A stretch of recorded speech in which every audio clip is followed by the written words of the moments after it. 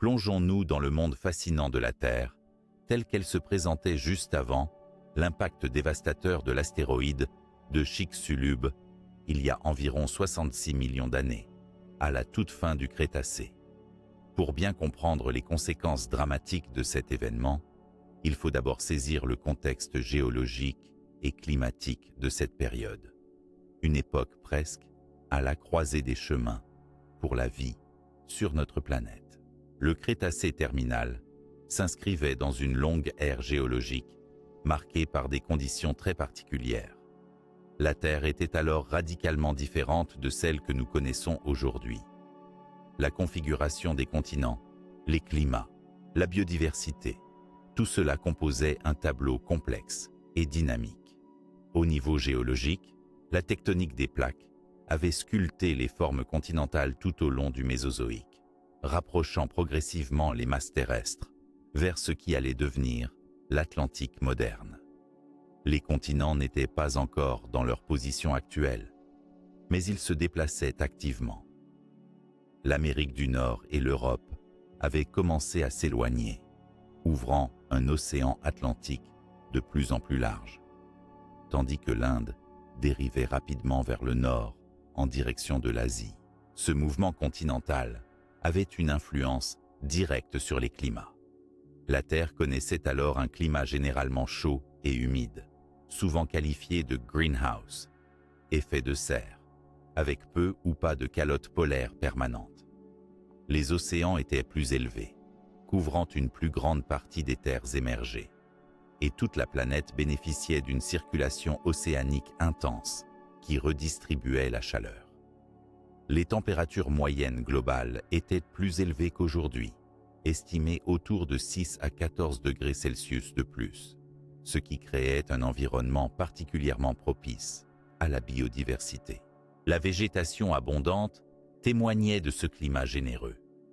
D'immenses forêts constituées de conifères, de fougères, de cicadales et d'angiospermes, plantes à fleurs qui commençaient à dominer les paysages, s'étendaient sur la Terre.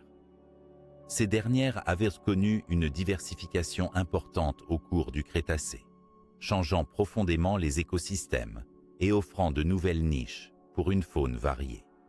On trouve ainsi des plaines verdoyantes, des marais et des mangroves qui offraient à de nombreux animaux un refuge et une source de nourriture constante. Parallèlement, le Crétacé terminal était une période de grande diversité et de spécialisation animale. Les dinosaures régnaient en maîtres sur les continents, avec des familles variées, allant des redoutables tyrannosaures aux herbivores massifs, comme les hadrosaures et les cératopsiens. La mer abritait aussi une faune incroyable, dominée par les mosasaures, les plésiosaures, ainsi que des poissons et des mollusques aux formes extraordinaires. Plus étonnant encore, les premiers oiseaux issus de petits dinosaures théropodes peuplaient les cieux, tandis que les mammifères, encore petits et normaux en taille, commençaient doucement à explorer des niches écologiques dans l'ombre des géants. Cependant, ce climat par ailleurs stable du Crétacé terminal n'était pas totalement uniforme ni sans perturbation. Des fluctuations climatiques, plus courtes et régionales, commençaient à apparaître, notamment liées aux cycles orbitaux de la Terre et à de sporadiques poussées volcaniques. Ces épisodes pouvaient moduler les températures et les précipitations, causant de brèves périodes de stress environnemental. En outre, les émissions massives de gaz volcaniques, tels que ceux associés aux trappes du Décan en Inde, anticipaient déjà sur des bouleversements écologiques qui pourraient affaiblir certains écosystèmes. Ces phénomènes n'étaient pas encore catastrophiques, mais pouvaient avoir fragilisé certains groupes d'espèces. D'un point de vue géochimique, les analyses de carottes sédimentaires indiquent des concentrations relativement stables de gaz à effet de serre, notamment de dioxyde de carbone et de méthane, qui participaient à maintenir ce climat chaud. La composition de l'atmosphère avant l'impact semblait proche d'un équilibre délicat entre chaleur suffisante pour maintenir des habitats diversifiés et des zones géographiques variées où la vie prospérait. Il est important de noter que la biodiversité de cette époque était le fruit de dizaines de millions d'années d'évolution et d'adaptation. La biosphère terrestre et marine avait atteint une complexité remarquable, avec des chaînes alimentaires bien établies, incluant des prédateurs au sommet écologique et des proies spécialisées, ainsi qu'un riche réseau de relations symbiotiques entre plantes, animaux et micro-organismes. Sur le plan géochimique, cette fin de Crétacé bénéficiait d'un équilibre propre, mais fragile, entre les apports énergétiques du Soleil et les mécanismes régulateurs climatiques de la planète. Les océans jouaient un rôle clé dans la fixation du carbone et la régulation thermique, ce qui expliquait en partie la stabilité relative observée.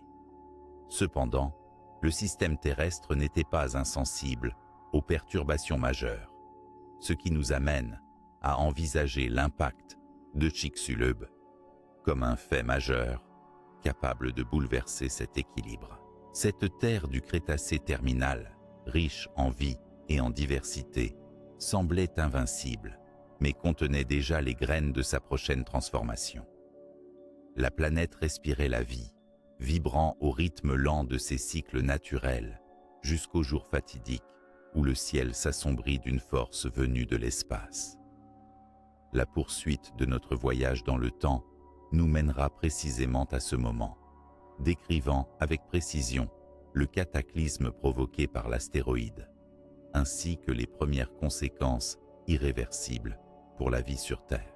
Ainsi, en gardant à l'esprit cette époque de splendeur géologique et climatique, nous sommes prêts à comprendre comment un seul événement a pu déclencher un tableau en chaîne d'effondrement, mais aussi de survie et de renaissance, qui façonnerait le monde nouveau des ères suivantes. Le Crétacé terminal était bien plus qu'une simple période géologique. C'était une scène où la vie s'épanouissait dans un équilibre fragile, annonçant un bouleversement majeur sur le point de venir. Au cœur du Crétacé terminal, une époque située il y a environ 66 millions d'années, la Terre accueillait une faune et une flore d'une richesse et d'une diversité remarquables, forgées par des millions d'années d'évolution.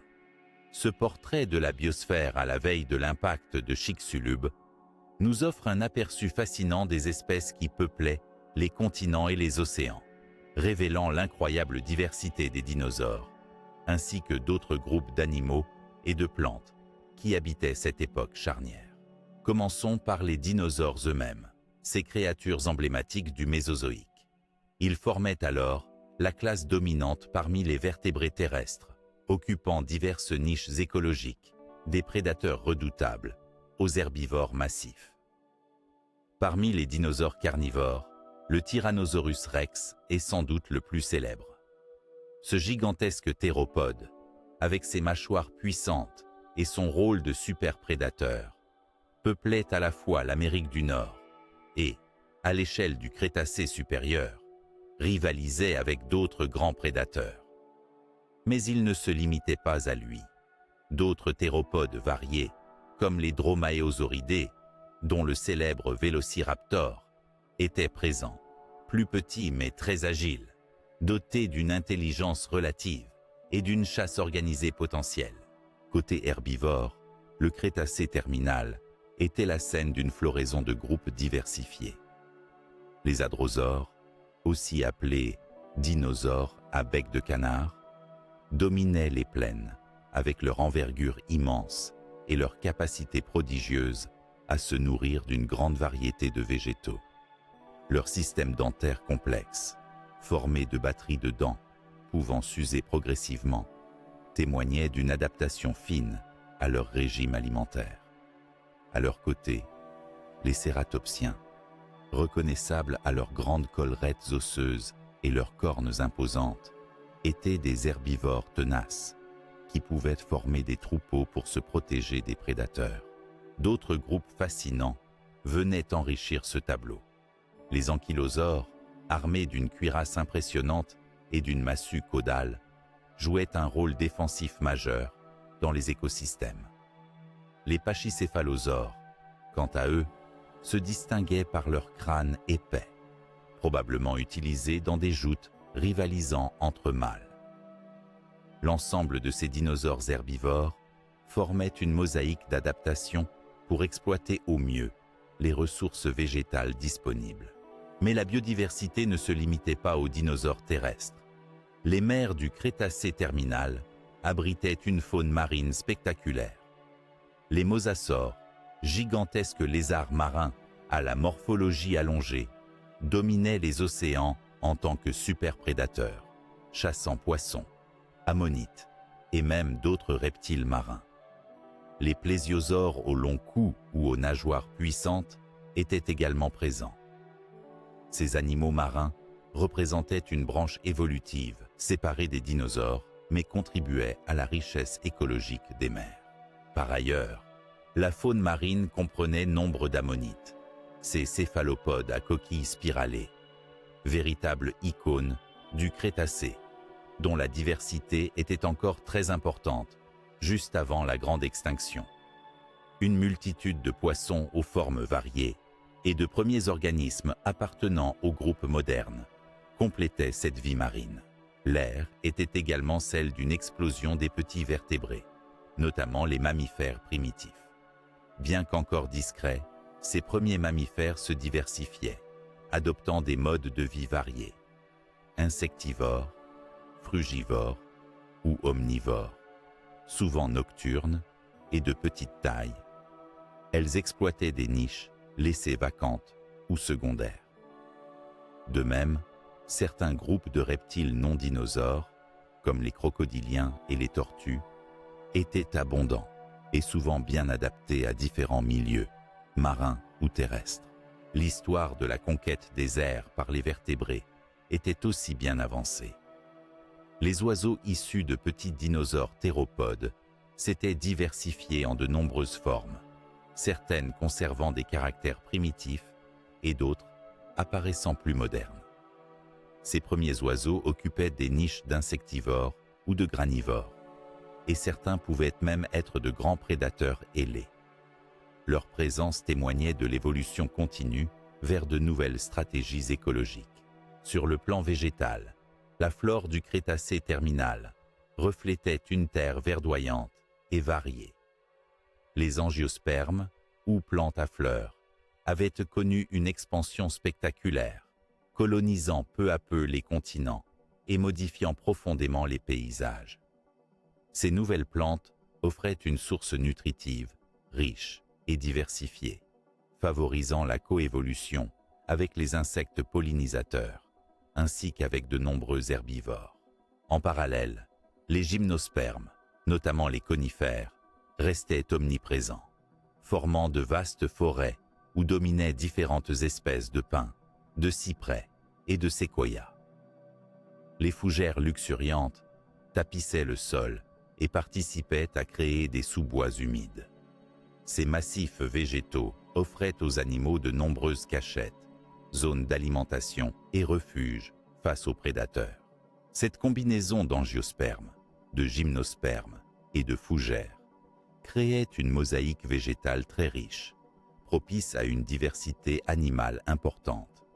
Cette végétation développait également des relations complexes. Certaines plantes constituaient des nourritures préférées des herbivores.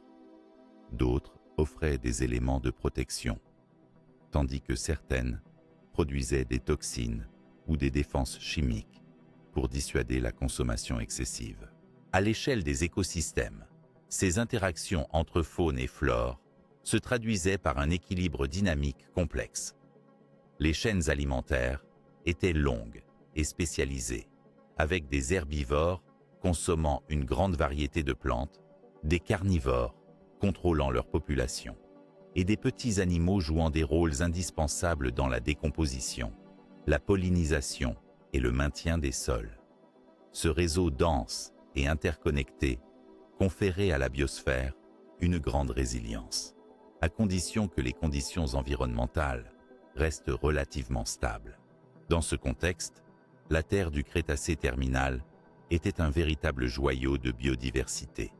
un monde foisonnant et mouvant, où les dinosaures régnaient en maîtres, mais où une multitude d'autres créatures participaient à la complexité écologique.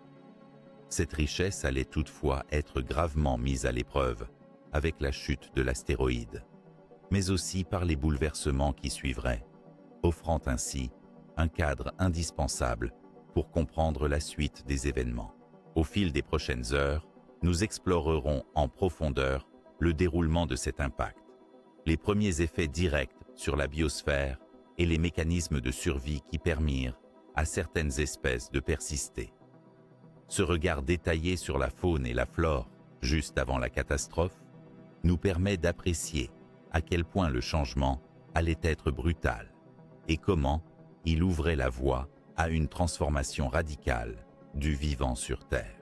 Le jour de l'impact de l'astéroïde de Chicxulub, il y a environ 66 millions d'années, demeure l'un des événements les plus dramatiques et fascinants de l'histoire géologique de la Terre. Reconstituer ce moment précis nécessite de combiner les indices laissés par les traces géologiques, les analyses isotopiques, les modélisations informatiques et les études paléontologiques. Cette reconstruction nous plonge dans une catastrophe aux proportions cosmiques, dont les effets immédiats ont changé à jamais le destin de la vie sur Terre. Le projectile spatial à l'origine de ce cataclysme était un astéroïde d'environ 10 à 15 km de diamètre, une taille gigantesque comparée aux météorites que nous pouvons parfois observer aujourd'hui. Ce bolide fonçait à une vitesse impressionnante, estimée à environ 20 km par seconde, soit une vitesse 1000 fois supérieure à celle d'une balle de fusil. L'énergie libérée lors de l'impact est évaluée à environ 1 à 2 milliards de Hiroshima, ou en d'autres termes, plusieurs dizaines de millions de mégatonnes de TNT. Pour donner une idée, cette énergie surpassait largement toute explosion connue ou imaginable sur Terre. Le point d'impact correspond à la région qui porte aujourd'hui le nom du cratère de Chicxulub, une formation gigantesque partiellement enfouie sous la péninsule du Yucatan, au Mexique. Ce cratère mesure environ 180 km de diamètre, résultant d'une explosion d'une violence extrême qui a frappé une zone riche en roches carbonatées, notamment du calcaire et du gypse.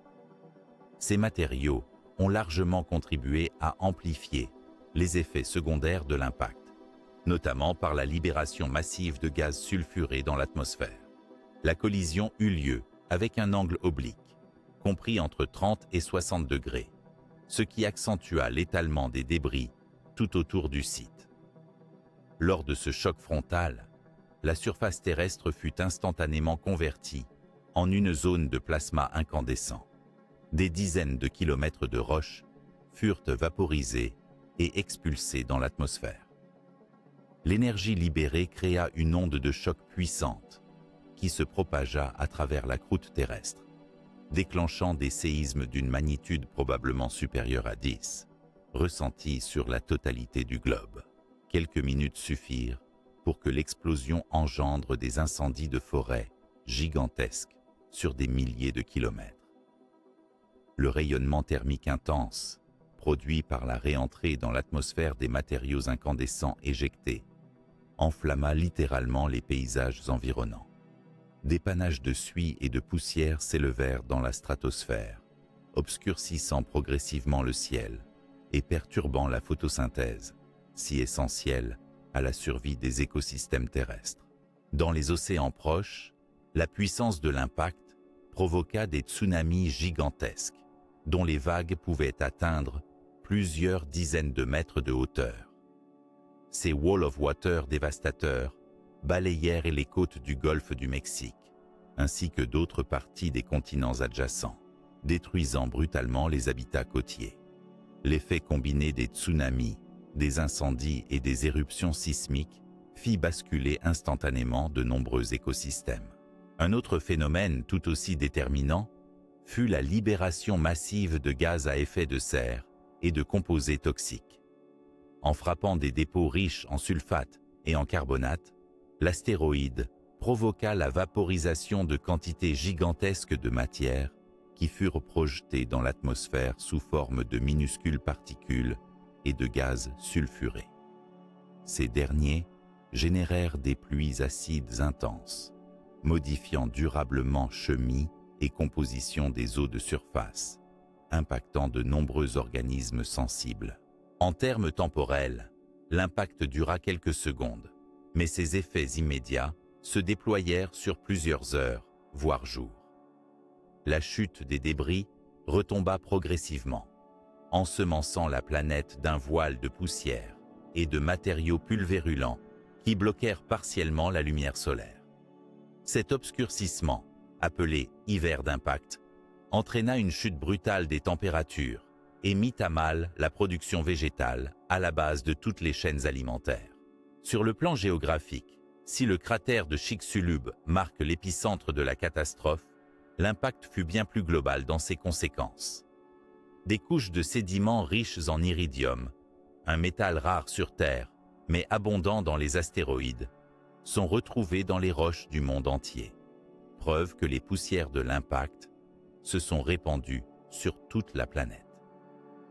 La force du choc fut telle qu'elle provoqua des séismes et des éruptions volcaniques secondaires, même à l'autre bout du monde. Pour reconstituer ce moment précis, les scientifiques s'appuient notamment sur l'étude des tectites, ces petites sphères vitrifiées formées par la fusion des roches lors de l'impact, retrouvées dans des couches géologiques contemporaines. Leur composition chimique et leur âge corroborent la violence et la datation exacte de l'événement. De plus, grâce aux modèles numériques complexes, ils peuvent simuler la trajectoire de l'astéroïde, l'angle de collision et l'expansion instantanée du cratère. En conclusion, le jour de l'impact de Chicxulub fut marqué par une explosion d'une énergie démesurée, capable de dévaster instantanément la région touchée et d'envoyer des conséquences globales sur plusieurs années. Cette crise brutale transforma la Terre, déclenchant une cascade d'événements climatiques et écologiques qui allaient remettre en question la survie de milliers d'espèces, parmi lesquelles les fameux dinosaures non aviaires. Ce moment, aussi précis que spectaculaire, constitue le point de départ d'une série de transformations qui changeront à jamais la face du vivant sur notre planète. À présent que nous comprenons la nature et l'intensité de cet impact, nous allons nous pencher sur ses effets immédiats, qui se manifestèrent en quelques minutes à quelques heures après la collision, et qui redéfinirent les conditions de vie sur Terre. À la suite immédiate de l'impact colossal de l'astéroïde de Chicxulub, les effets sur l'environnement furent instantanés, dévastateurs et d'une ampleur quasiment inimaginable. En quelques minutes, les conséquences combinées de l'onde de choc, des incendies massifs, des pluies acides et des tsunamis redéfinirent le visage de la planète, offrant un spectacle infernal de destruction à l'échelle globale. L'onde de choc déclenchée par la collision fut la première manifestation mécanique de la catastrophe. Se propageant à plusieurs kilomètres par seconde, cette onde sismique traversa la croûte terrestre, provoquant des tremblements de terre d'une magnitude supérieure à 10, bien au-delà de toute expérience humaine.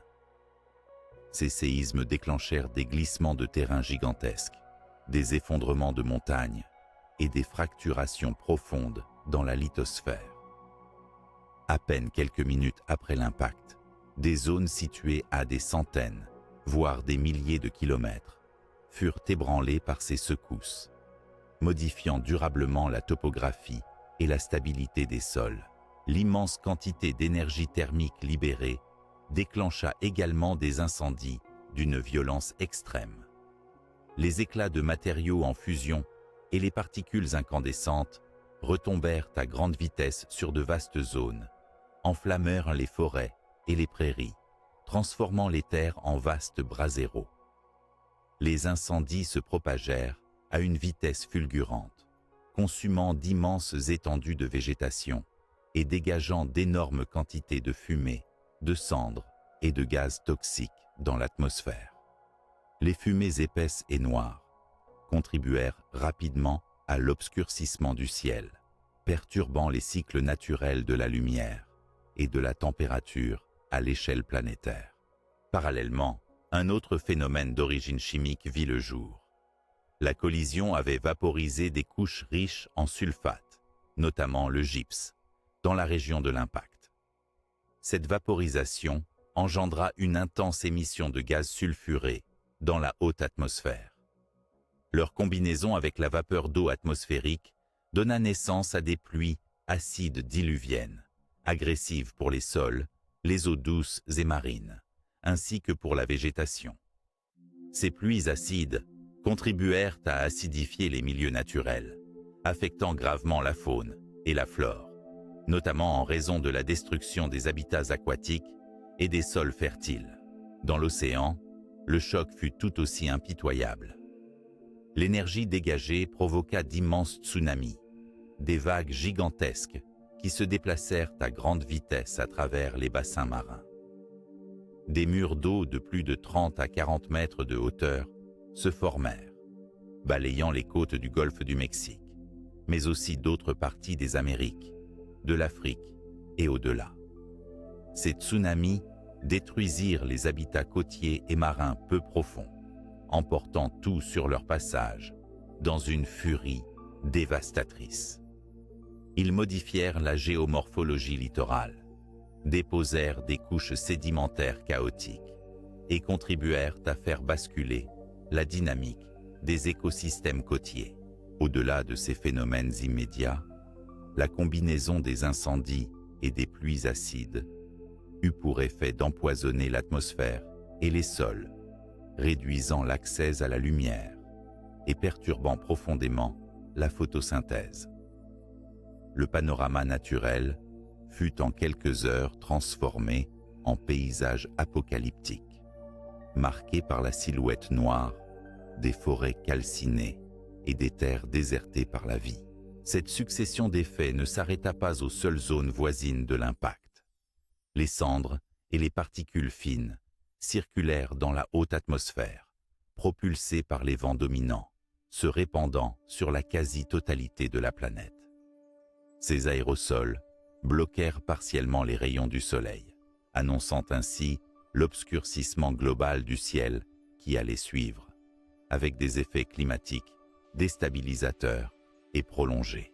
Il est important de souligner que ces phénomènes, bien que déclenchés quasi simultanément, interagirent entre eux pour amplifier les conséquences globales. Par exemple, la chute des cendres et des débris en suspension favorisa l'acidification des pluies, tandis que la destruction de la végétation limita la capacité des écosystèmes à absorber les gaz et stabiliser les sols. La violence et la soudaineté de ces événements immédiats expliquent pourquoi l'impact de Chicxulub est considéré non seulement comme une catastrophe locale, mais comme un reset écologique planétaire, modifiant rapidement et profondément les bases mêmes de la vie sur Terre. Dans les prochaines sections, nous explorerons la capacité de certains animaux à survivre dans ces conditions extrêmes et les stratégies d'adaptation initiales qui permirent à la vie de persister, même dans ce contexte de destruction généralisée. Ce récit détaillé dévoilera aussi les premiers refuges naturels qui devinrent des sanctuaires temporaires pour la biosphère en pleine tourmente. Les premières heures qui suivirent l'impact de l'astéroïde de Chicxulub constituent une phase cruciale où la question de la survie des animaux présents à proximité du point de collision devient centrale. Si nous imaginons ce moment, il faut comprendre que l'espace immédiat autour du site d'impact fut soumis à une violence extrême, une série de phénomènes en cascade, où la vie, telle que nous la connaissons, fut mise à rude épreuve. Dans les instants qui suivirent l'impact, l'environnement local fut transformé en un enfer terrestre. La température grimpa brutalement à cause du rayonnement thermique intense produit par la collision, provoquant ce que certains scientifiques appellent un flash incandescent. Cette chaleur pouvait atteindre plusieurs milliers de degrés Celsius, suffisant pour incinérer quasiment toute forme de vie en surface, dans un rayon de plusieurs dizaines de kilomètres. Les incendies ravageurs, dévastant vastes forêts et prairies, s'enflammaient presque instantanément, engloutissant tout dans leur course.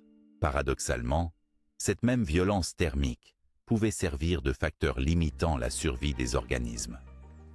Ainsi, les grandes espèces de dinosaures herbivores et carnivores qui s'étaient trouvées trop proches du site furent quasiment éliminées sur le coup, incapables de fuir ou de se protéger des flammes ou de la chaleur massive. Les ossements fossiles issus de cette strate montrent souvent des traces de calcination, preuve de l'intensité du phénomène.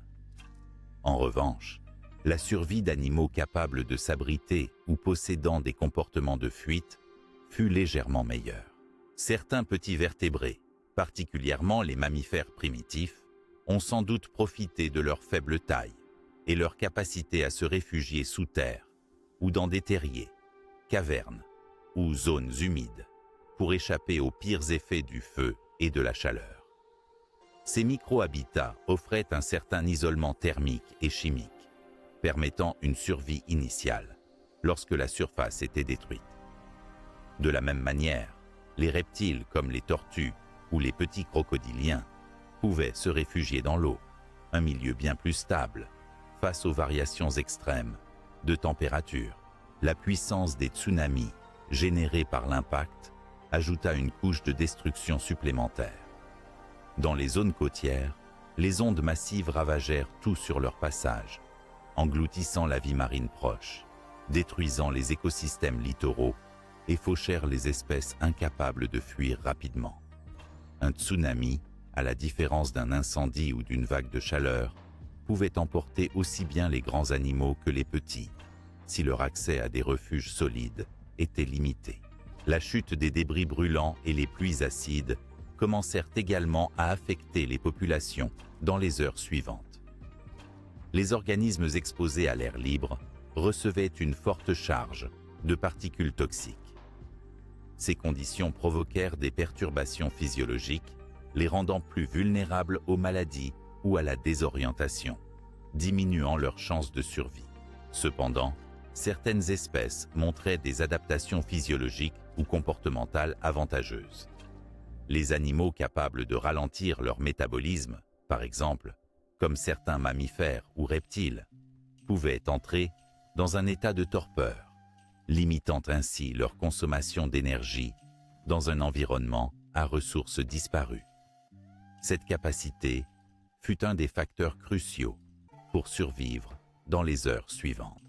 La diversité des milieux locaux eut aussi un impact déterminant sur la survie initiale.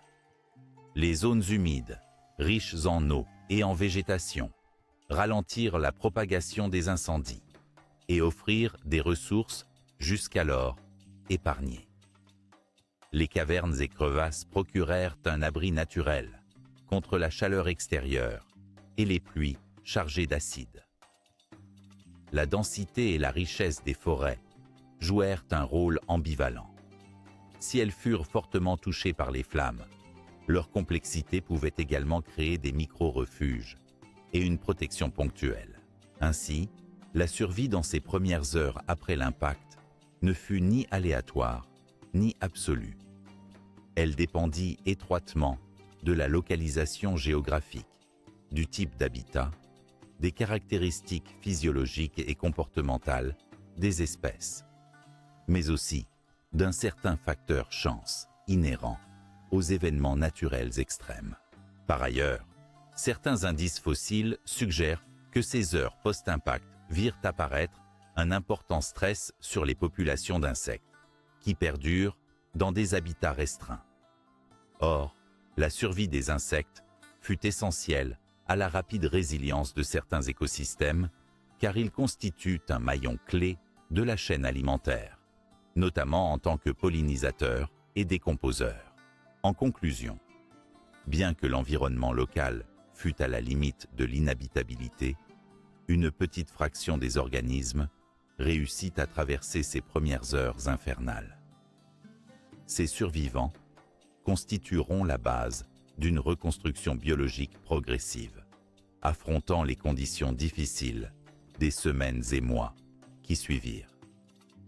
C'est à partir de ces refuges et de ces niches écologiques précaires que la vie commença lentement à s'organiser de nouveau, préparant la transition vers le monde post-crétacé. Le récit des premières heures post-impact met donc en lumière une étape critique entre destruction extrême et persistance fragile, un équilibre ténu entre vie et mort, dans une atmosphère saturée de cendres et de feu. Cette période intense ouvre la voie au chapitre suivant, où nous explorerons notamment l'obscurcissement global du ciel et la chute rapide des températures, deux facteurs majeurs qui modélèrent l'avenir climatique et écologique de la planète. Après les instants effroyables du choc initial et la dévastation immédiate aux alentours du site d'impact, la Terre fut plongée dans une obscurité inédite, un phénomène qui allait bouleverser le climat global et modifier durablement la vie sur notre planète. Ce bouleversement, appelé obscurcissement global du ciel, fut une conséquence directe de la gigantesque quantité de poussière, de cendres et de particules projetées dans l'atmosphère supérieure lors de l'impact de Chicxulub. À mesure que ces débris s'élevaient dans la stratosphère, le ciel s'assombrit progressivement. Contrairement à la poussière des tempêtes terrestres ordinaires, les particules issues de l'impact étaient suffisamment fines pour rester en suspension pendant plusieurs mois, voire années. Elles formèrent un voile opaque, limitant considérablement la pénétration des rayons solaires vers la surface terrestre. Ce phénomène engendra ce que l'on qualifie de hiver d'impact. La chute de la lumière solaire eut des effets immédiats sur le cycle de vie des plantes. La photosynthèse, processus vital permettant aux végétaux de transformer l'énergie lumineuse en énergie chimique, fut fortement réduite, voire interrompue dans certains écosystèmes. Les grandes forêts et les prairies perdèrent rapidement leur capacité à produire de la biomasse, à nourrir les herbivores et par extension, à soutenir l'ensemble des chaînes alimentaires. Cette diminution de l'énergie solaire disponible provoqua également une chute rapide des températures globales, surtout au cours des premières semaines et des mois suivant l'impact. Certaines estimations basées sur les modèles climatiques indiquent que la température moyenne globale a pu baisser de 10 à 20 degrés Celsius durant cette période. Dans de nombreuses régions tempérées ou tropicales, cela équivalait à un véritable gel ou à un refroidissement extrême, un climat radicalement différent de l'environnement chaud et humide du Crétacé terminal.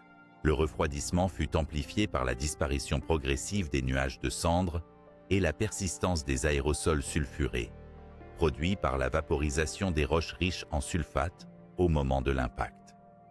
Ces gaz, notamment le dioxyde de soufre, formèrent des nuages d'acide sulfurique dans la stratosphère, réfléchissant une partie du rayonnement solaire et renforçant le refroidissement global.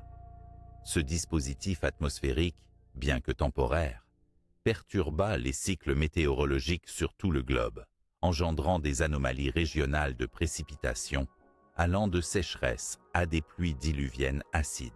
Dans les océans, la baisse des températures superficielles impacta directement la vie marine.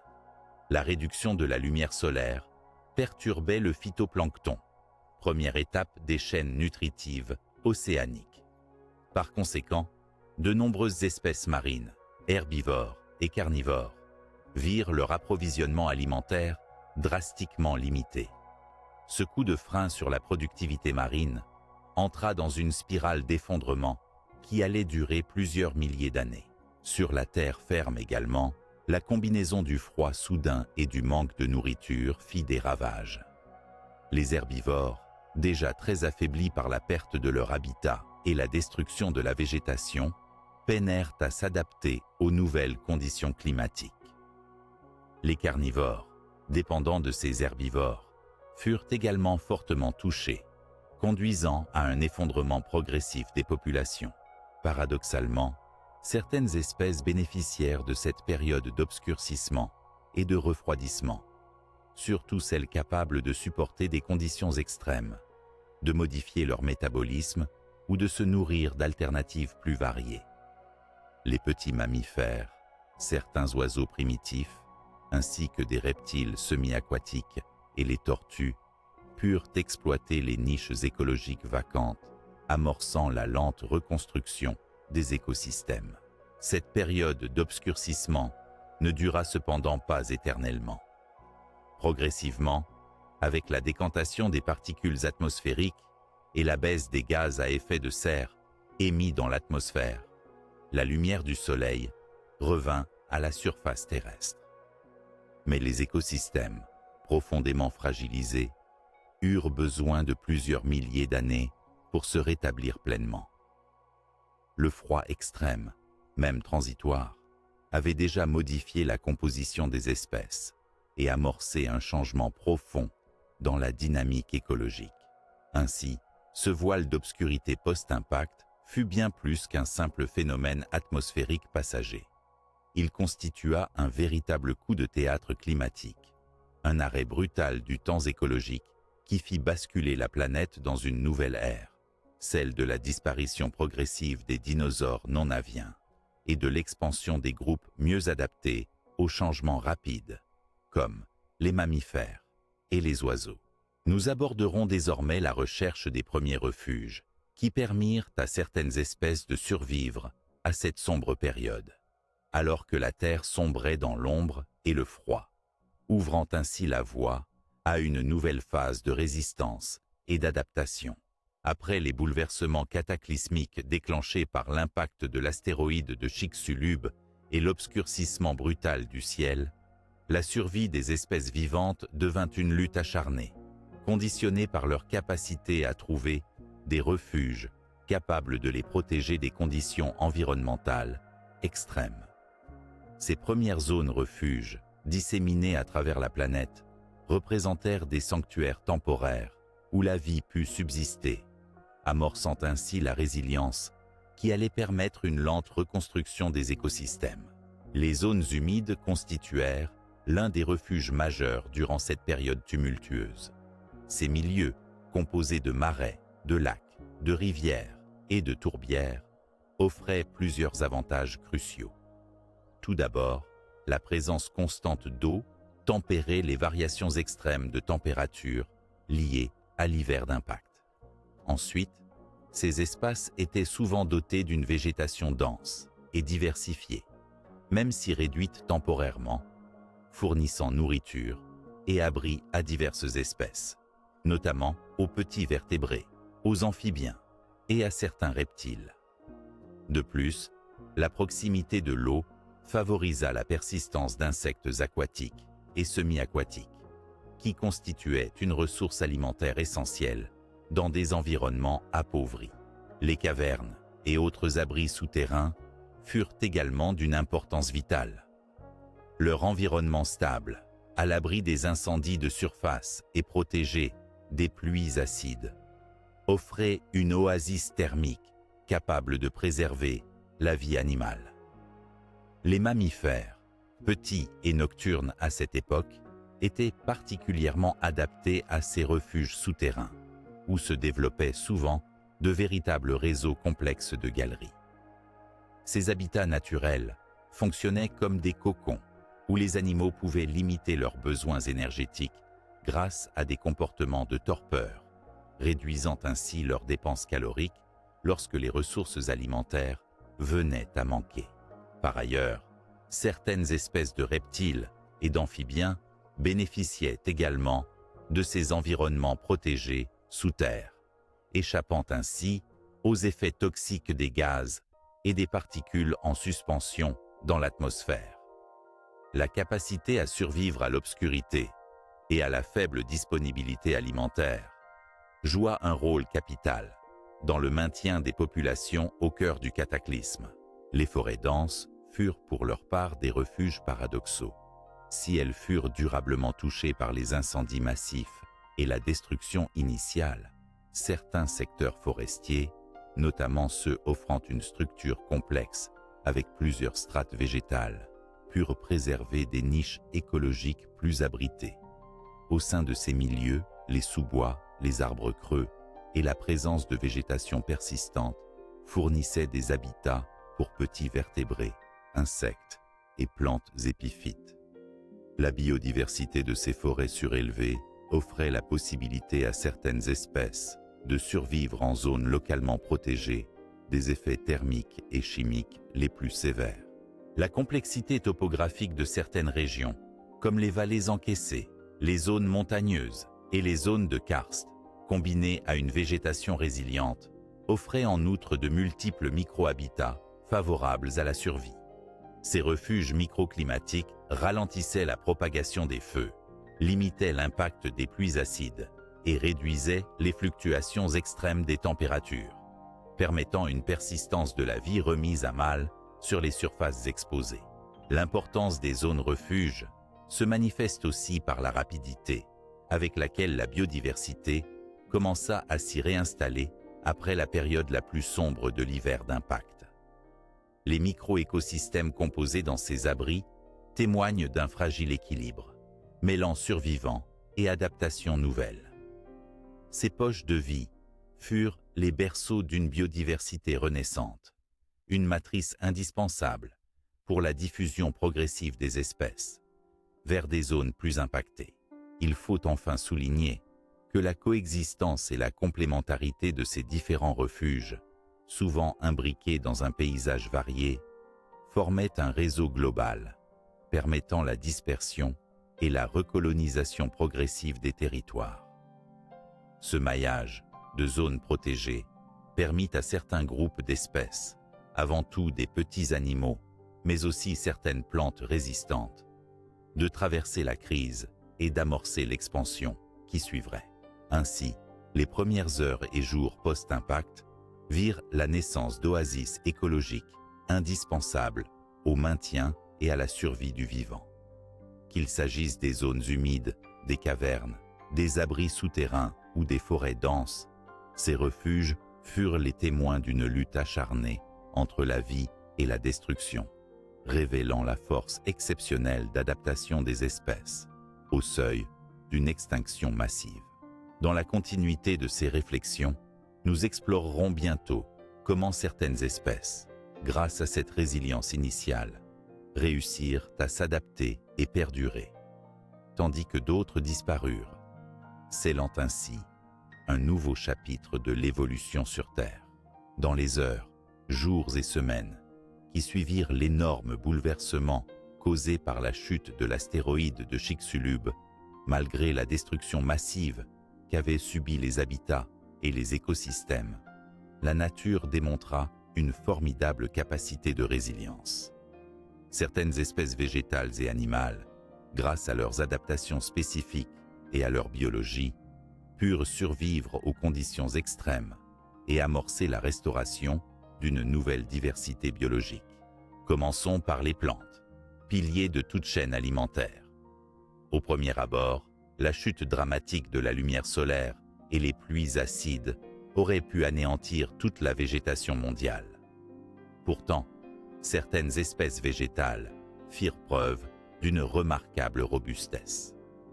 Les spores de fougères et de mousses, par exemple, résistèrent particulièrement bien aux conditions du hiver d'impact. Leur cycle de vie basique, simple et efficace, leur capacité à germer rapidement quand les conditions redevenaient plus clémentes, ont favorisé leur réapparition rapide dans les zones où le sol n'était pas complètement détruit. Ces groupes végétaux pionniers jouèrent alors un rôle essentiel dans la stabilisation des sols et la formation des premiers habitats, permettant le retour progressif d'une vie plus complexe. Les angiospermes, ces plantes à fleurs qui avaient déjà largement colonisé le Crétacé, connurent un déclin au début de la crise.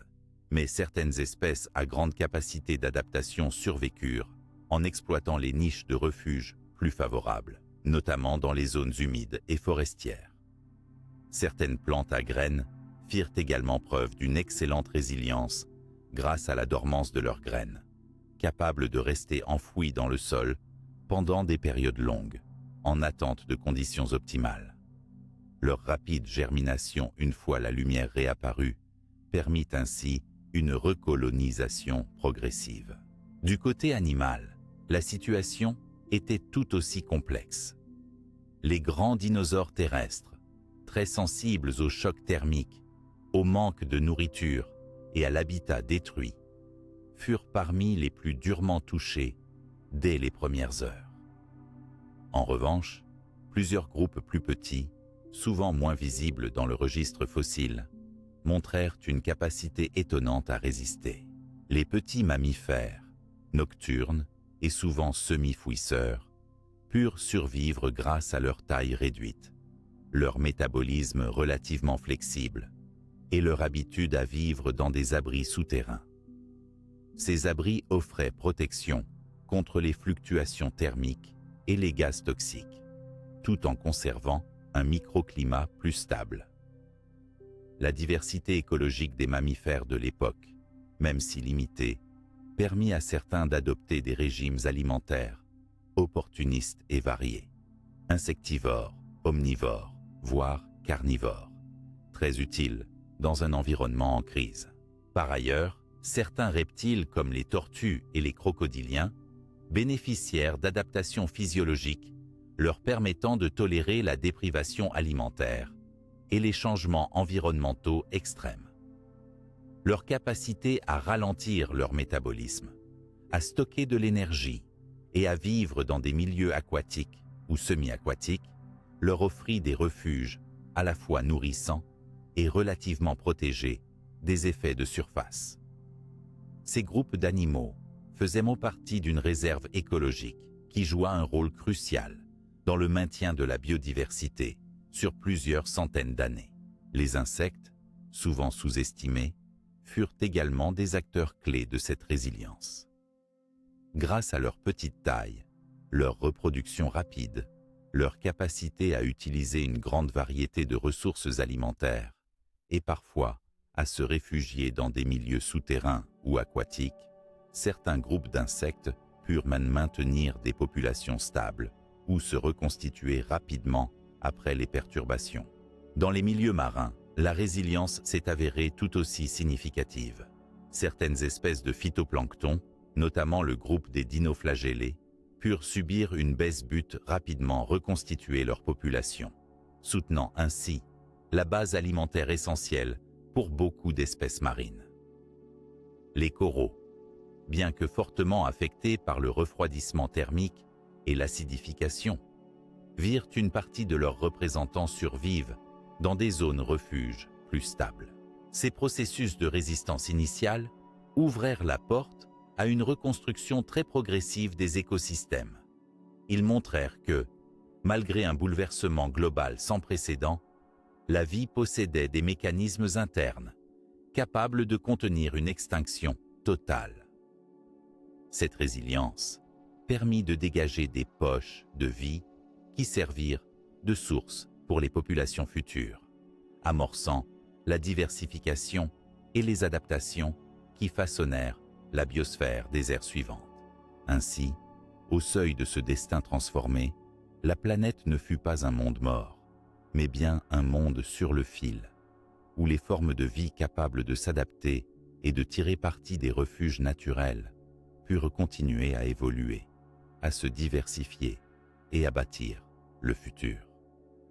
Au fil des prochaines étapes, nous verrons comment cette reprise progressive conduira à l'effondrement progressif des chaînes alimentaires, tout en préparant la voie à la biodiversité qui émergera dans le Paléogène. Après l'impact cataclysmique de l'astéroïde de Chicxulub, la Terre fut plongée dans une période climatique exceptionnelle que les scientifiques désignent communément sous le terme d'hiver d'impact. Ce terme, bien éloigné de la conception traditionnelle de l'hiver, désigne une phase de refroidissement global intense, provoquée par les immenses quantités de poussière, cendres et aérosols sulfurés injectés dans l'atmosphère, qui obstruèrent la lumière solaire et perturbèrent durablement le climat mondial. L'obscurcissement progressif du ciel débuta dans les minutes qui suivirent l'impact et se fixa dans la stratosphère, où les particules fines circulèrent librement, échappant au processus naturel d'épuration rapide.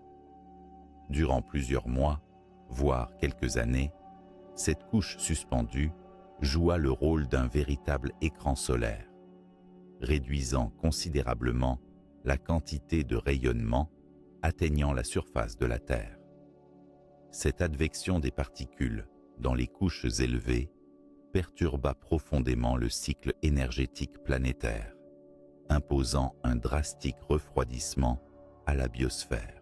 Les températures moyennes globaux chutèrent d'environ 10 à 20 degrés Celsius, avec des effets encore plus marqués dans les zones tempérées et tropicales. Ce glissement rapide vers des climats plus froids et obscurs, associé à un arrêt quasi total de la photosynthèse, eut des conséquences immédiates sur la capacité des écosystèmes à produire de la biomasse, mettant en péril la base même des chaînes alimentaires. Les plantes, privées de lumière, moururent massivement. Les surfaces herbues et les forêts se raréfièrent, créant des déserts verts où la vie connut un coup d'arrêt brutal. Simultanément, la persistance dans l'atmosphère de composés sulfurés issus de la vaporisation de roches sulfatiques déclencha l'apparition de pluies acides qui affectèrent fortement les végétaux restants ainsi que la faune aquatique.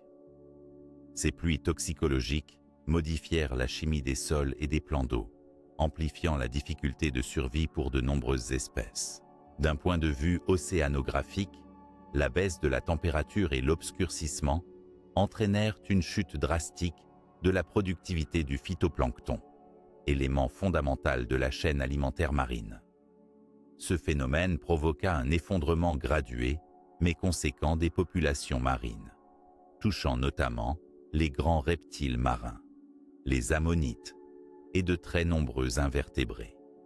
La déstabilisation des écosystèmes marins se prolongea sur plusieurs milliers d'années.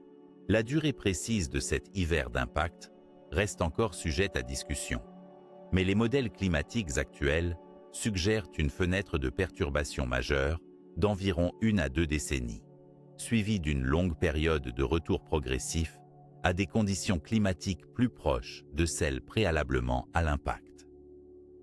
Toutefois, la biosphère ne retrouva pas rapidement son équilibre. La restauration des chaînes alimentaires et de la végétation demanda des milliers d'années, faisant de cet hiver un véritable tournant dans l'histoire écologique terrestre. Ce phénomène fut d'autant plus déstabilisant que, immédiatement après ce refroidissement brutal, un effet de serre accentué se manifesta à plus long terme, dû à la libération massive de gaz carbonique lors des incendies, des éruptions volcaniques synchrones, comme celle des trappes du Deccan, et la décomposition accrue de matière organique. Ce réveil climatique postérieur amplifia la complexité de la transition écologique, notamment en forçant la biodiversité à s'adapter à des cycles climatiques rapides et contrastés. La combinaison de cet hiver d'impact, avec ses phases successives de refroidissement puis de réchauffement, fut à l'origine d'un effondrement progressif des populations animales et végétales, que ce soit sur la terre ferme ou dans les océans. Les niches écologiques furent profondément bouleversées, favorisant la disparition des groupes les plus spécialisés et l'émergence ou la survie d'organismes plus généralistes. Par exemple, les grands dinosaures herbivores et carnivores, dépendant d'une végétation luxuriante et stable, ne purent s'adapter à ces changements rapides, tandis que les petits mammifères, les oiseaux et certains reptiles résistants purent tirer parti de cette restructuration. Ce bouleversement climatique marqua ainsi la fin d'une ère et posa les bases d'un renouvellement profond du vivant. En somme, l'hiver d'impact n'était pas qu'un simple ralentissement saisonnier, mais un choc climatique global, multidimensionnel et prolongé, doté de nombreuses répercussions écologiques et évolutives. Il illustre à la fois la fragilité et la résilience de la vie face aux perturbations majeures et représente un élément clé pour comprendre la transition entre l'ère des dinosaures et celle des mammifères et oiseaux, qui devint dominante par la suite. Dans la section suivante, nous étudierons comment ce contexte d'effondrement progressif conduisit à la rupture des chaînes alimentaires et à la transformation profonde des réseaux trophiques, véritable fondation de tous les écosystèmes terrestres et marins. Alors que les premiers refuges permettaient à certaines espèces de survivre au choc direct de l'impact de Chicxulub, la biosphère entamait simultanément une phase de crise profonde, caractérisée par l'effondrement progressif des chaînes alimentaires terrestres et marines, un processus complexe aux conséquences durables. Comprendre ce phénomène nécessite de revenir sur l'interconnexion fragile qui régit les relations alimentaires entre les organismes et sur la manière dont, après la perturbation climatique majeure appelée hiver d'impact, ces réseaux furent bouleversés. Dès le début de cette période critique, la réduction drastique de la lumière solaire et la chute rapide des températures interdirent la photosynthèse à un niveau planétaire. Or, cette photosynthèse est à la base de toute production primaire, c'est-à-dire la fabrication de matière organique par les plantes et les organismes autotrophes, première pierre angulaire des chaînes alimentaires. Privés de cette source d'énergie vitale, les plantes et le phytoplancton marin cessèrent d'alimenter efficacement leurs écosystèmes respectifs. Conséquence immédiate, les herbivores virent leurs ressources alimentaires s'effondrer. Ceci mena, dans un contexte déjà fortement perturbé par la destruction des habitats et les conditions climatiques extrêmes, à une diminution rapide des populations de ces consommateurs primaires. Surtout les grands herbivores, comme les hadrosaures, les cératopsiens et autres dinosaures massifs, furent extrêmement vulnérables à cette rareté soudaine de la nourriture. Leur métabolisme important, leurs besoins énergétiques élevés et leur dépendance à des végétations spécifiques les rendirent incapables de s'adapter aux nouvelles conditions alimentaires. Par ailleurs, la destruction des habitats forestiers et des zones humides limita fortement les zones de reproduction et les abris naturels que la faune utilisait pour se protéger.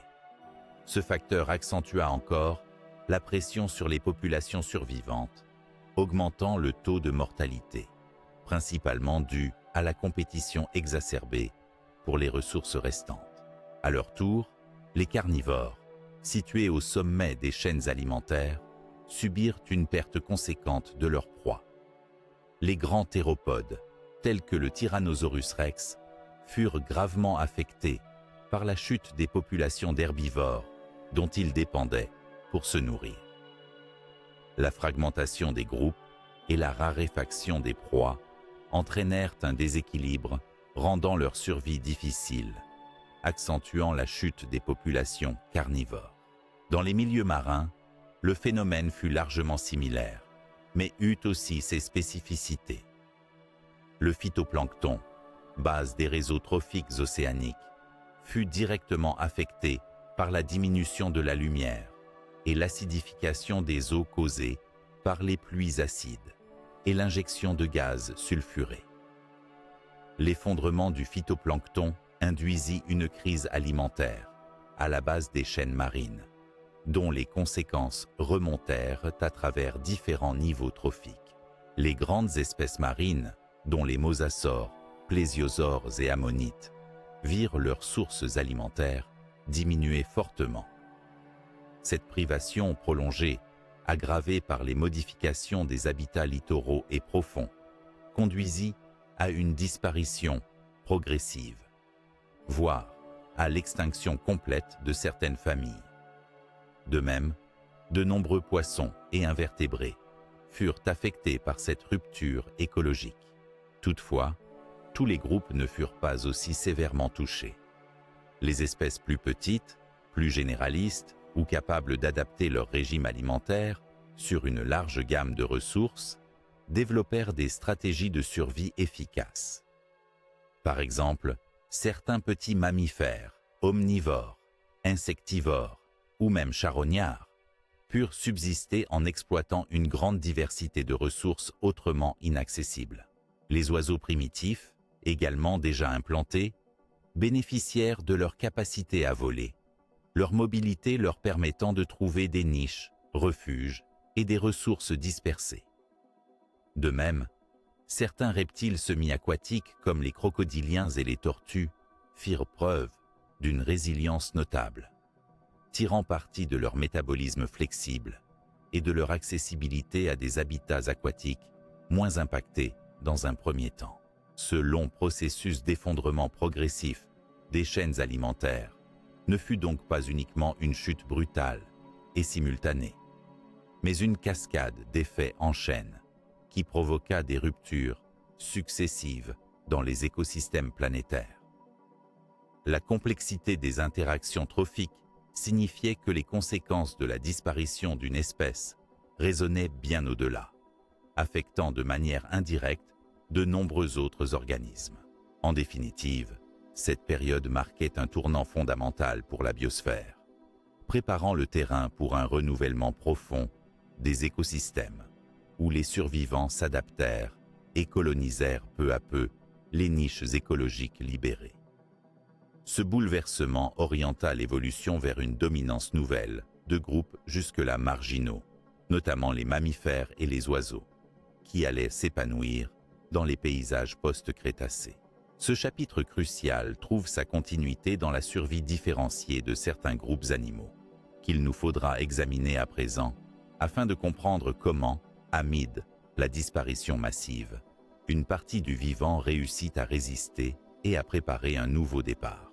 Au lendemain de la catastrophe de Chicxulub, la survie des espèces terrestres et marines connut une variation très marquée selon les groupes, marquant une différenciation claire dans leur capacité à résister aux conditions extrêmes. Cette survie différenciée est à la fois le reflet des adaptations biologiques propres à chaque groupe et des habitats qu'ils occupaient à cette époque. Ainsi, petits mammifères, oiseaux, crocodiliens et tortues constituèrent une part importante des lignées capables de traverser la crise, tandis que nombre de dinosaures non aviaires et autres grands animaux furent condamnés à disparaître. Commençons par les petits mammifères. Ces dernières créatures, souvent décrites comme discrètes dans les écosystèmes du Crétacé supérieur, ont pourtant démontré une remarquable capacité de résistance. Leur petite taille corporelle, combinée à un métabolisme en partie capable de ralentir, leur permettait d'entrer dans des états de torpeur ou d'hibernation, réduisant ainsi considérablement leurs besoins énergétiques. Par ailleurs, leur mode de vie principalement nocturne et souterrain, parfois dans des terriers, leur offrait une protection contre les températures extrêmes et les incendies de surface. Enfin, leur régime alimentaire opportuniste, insectivore, omnivore ou frugivore, leur conférait une flexibilité dans un environnement où la disponibilité de nourriture était extrêmement incertaine. Les oiseaux, descendants directs de certains dinosaures théropodes, émergèrent également comme des survivants clés. Leur plus grande mobilité aérienne leur permit d'échapper à de nombreux dangers immédiats, ainsi que de chercher des ressources dispersées. Leurs adaptations physiologiques, comme un système respiratoire efficace et un métabolisme rapide mais adaptable, leur assuraient une meilleure gestion des conditions climatiques fluctuantes. De plus, les oiseaux avaient déjà colonisé une diversité de niches écologiques, du sol aux canopées, leur conférant une diversité stratégique favorable. Nous savons par les archives fossiles qu'au moins certains groupes d'oiseaux repoussèrent les limites de cette extinction, posant ainsi les bases de leur expansion future. Les crocodiliens, reptiliens semi-aquatiques, appartiennent à un groupe particulièrement ancien et robuste qui traversa relativement bien l'impact. Leur physiologie, adaptée à des conditions aquatiques et terrestres, leur permettait de supporter des conditions de chaleur variables et de faible disponibilité alimentaire, en pouvant ralentir leur métabolisme de manière significative.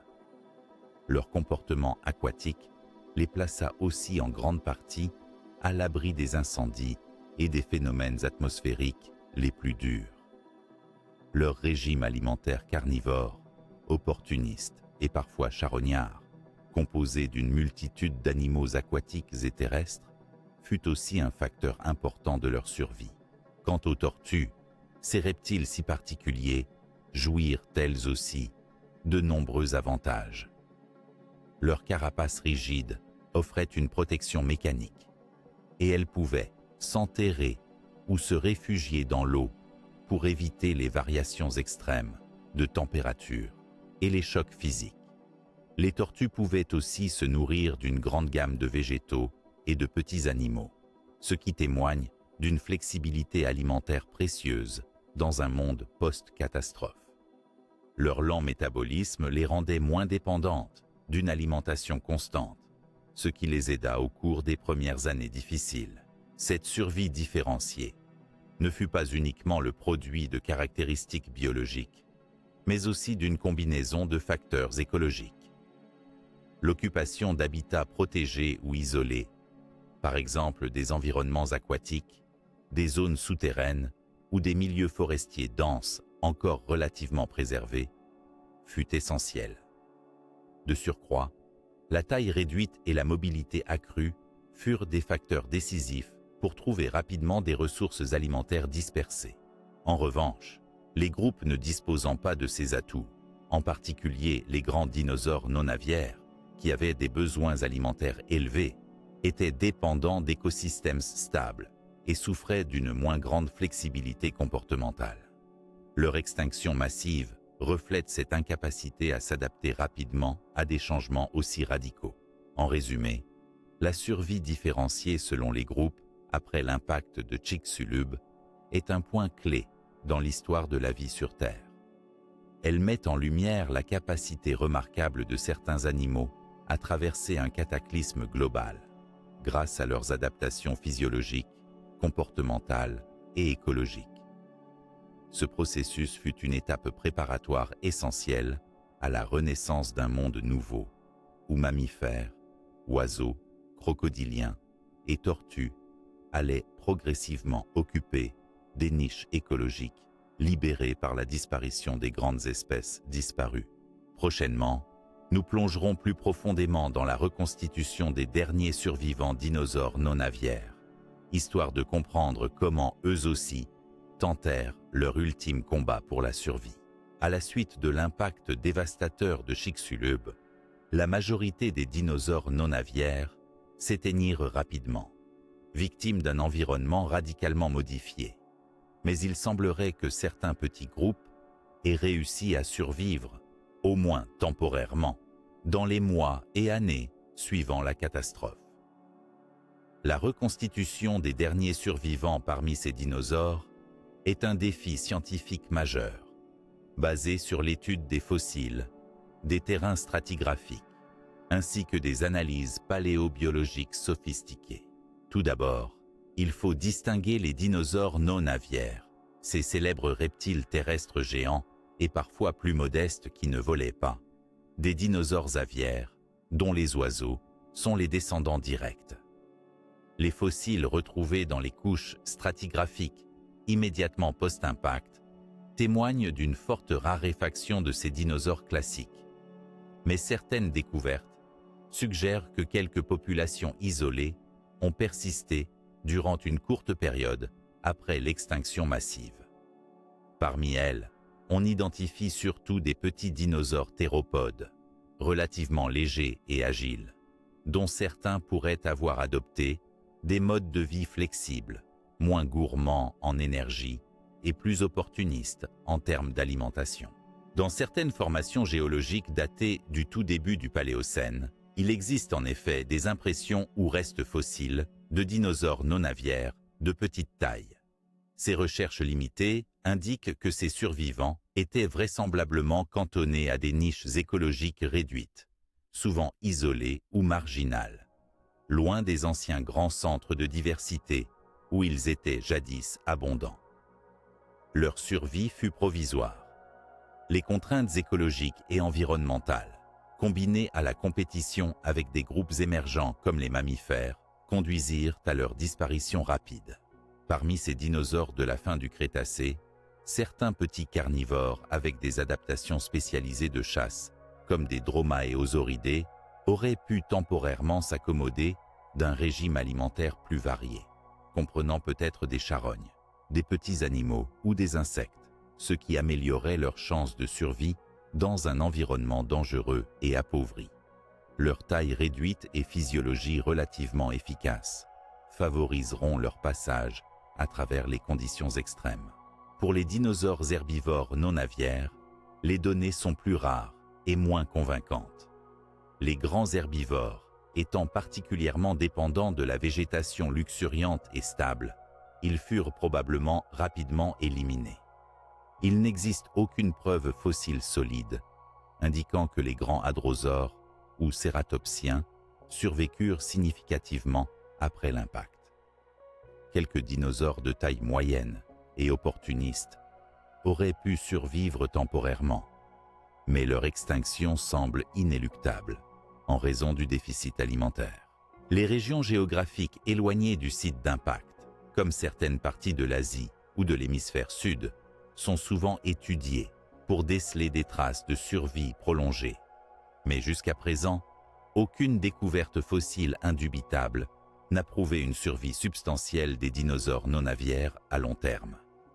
Les couches sédimentaires post-crétacées ne révèlent que des restes sporadiques et très fragmentaires. En ce qui concerne les causes de cette disparition finale, les contraintes combinées sont nombreuses: modification brutale du climat, effondrement des chaînes alimentaires, compétition croissante avec les mammifères et oiseaux diversifiés, perte d'habitat, et peut-être vulnérabilité liée à des paramètres physiologiques tels que le métabolisme ou la reproduction. Ces facteurs conjugués ont empêché non seulement la reprise des populations, mais aussi leur adaptation évolutive à un monde profondément changé. Ainsi, la reconstitution des derniers dinosaures non aviaires offre un tableau de créatures isolées, vulnérables, survivant à la marge dans un univers très hostile, avant de disparaître définitivement. Cette extinction marque un véritable point de rupture dans l'histoire de la vie, laissant la place à l'émergence de nouvelles formes et à la montée en puissance des mammifères et oiseaux. Cette compréhension nous prépare à étudier les mécanismes physiologiques et écologiques qui ont permis à certains groupes de survivre mieux que d'autres, ainsi que la transition vers des mondes post-crétacés où la biodiversité se reconstruisait lentement mais sûrement. La survie des espèces, à la suite de l'extinction massive liée à l'impact de l'astéroïde de Chicxulub, ne s'explique pas uniquement par le hasard ou la géographie des refuges. Elle résulte aussi d'un ensemble complexe de traits biologiques intrinsèques, parmi lesquels le métabolisme, la taille corporelle et le régime alimentaire jouent un rôle capital dans la capacité des organismes à s'adapter aux conditions extrêmes qui suivirent l'impact. Le métabolisme, c'est-à-dire l'ensemble des réactions biochimiques permettant aux organismes de produire de l'énergie pour leurs fonctions vitales, se révèle être un facteur déterminant. Les animaux à métabolisme faible, comme certains reptiles, présentent une consommation énergétique relativement moins importante, ce qui leur permet de supporter des périodes prolongées de stress, de jeûne ou de conditions défavorables. À l'inverse, les animaux à métabolisme élevé, tels que les grands dinosaures théropodes ou certains herbivores imposants, nécessitaient une alimentation abondante et constante pour maintenir leur activité. Cette forte dépendance alimentaire devint vite un lourd handicap dans un écosystème bouleversé et appauvri. La taille corporelle, souvent corrélée au métabolisme, influence également la survie.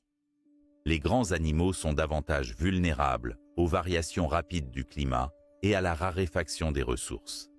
Leur masse corporelle élevée exige une quantité considérable de nourriture et leur temps de reproduction long limite leur capacité à se reconstituer rapidement. Au contraire, les petits animaux peuvent se nourrir de ressources plus variées, trouver plus facilement des refuges et ont souvent un cycle de vie plus court, favorisant une reproduction rapide et une adaptation évolutive plus dynamique. Le régime alimentaire constitue un troisième paramètre clé.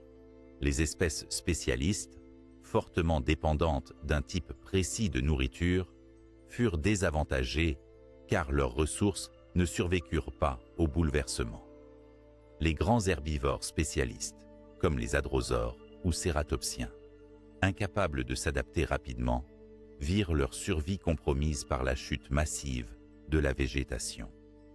À l'inverse, les animaux omnivores ou opportunistes, capables de modifier leur alimentation selon la disponibilité des ressources, mangeant aussi bien petits animaux, charognes, insectes, plantes variées, avaient une meilleure marge de manœuvre face aux conditions fluctuantes. Ainsi, les petits mammifères, grâce à un métabolisme flexible, une taille réduite et un régime alimentaire éclectique, purent traverser plus efficacement la crise.